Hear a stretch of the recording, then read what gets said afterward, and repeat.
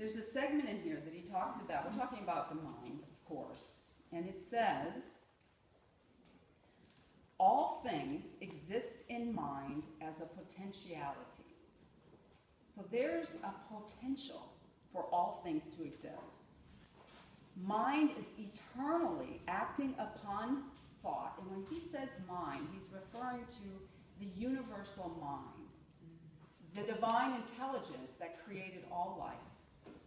This pure potential that exists everywhere from the beginning of time as we know it, that birthed this universe and many, many other universes, just out of the potential of intelligence. It's acting upon thought, continually producing its own images from mind and casting them out into manifestation. So it's using our mind to interplay the universal mind to manifest our experiences, our lives. It goes on to say the law of our lives. Spirit creates through thought. We are the creative medium that allows for spirit to create. The law is always mind in action. Mind cannot act unless intelligence sets it into motion. Our intelligence. The one mind knows only its own ability to make whatever it is given it. It sees no other power and never analyzes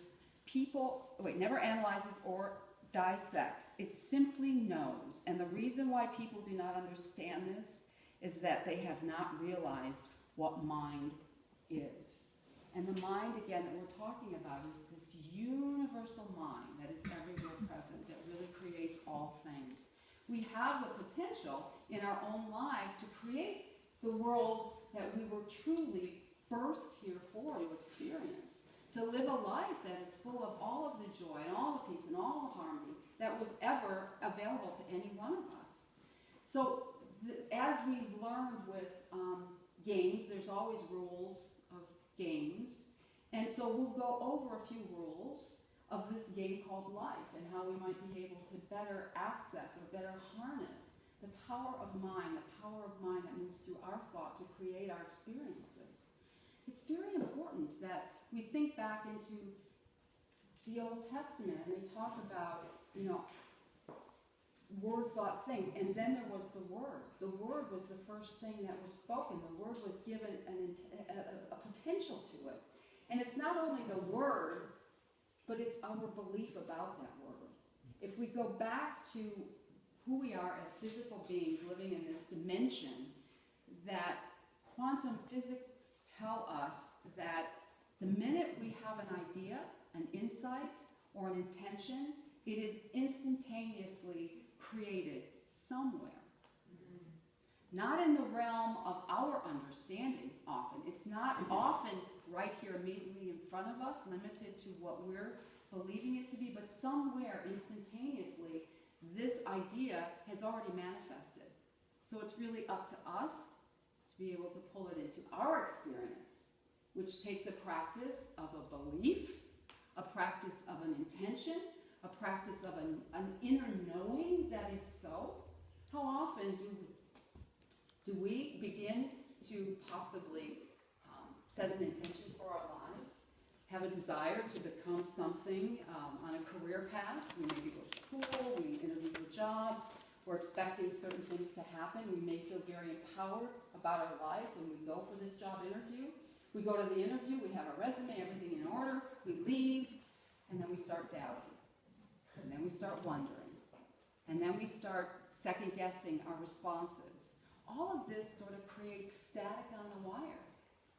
So we're sort of diffusing what that intention was originally set in motion for our lives.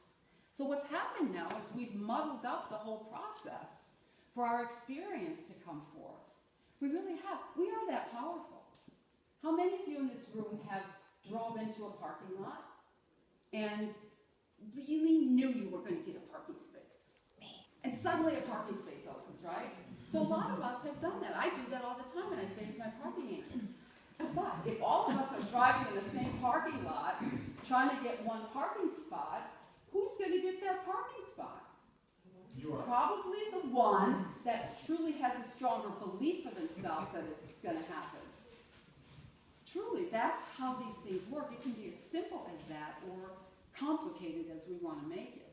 We break it all down to the fact that we are all vibrating at a different place.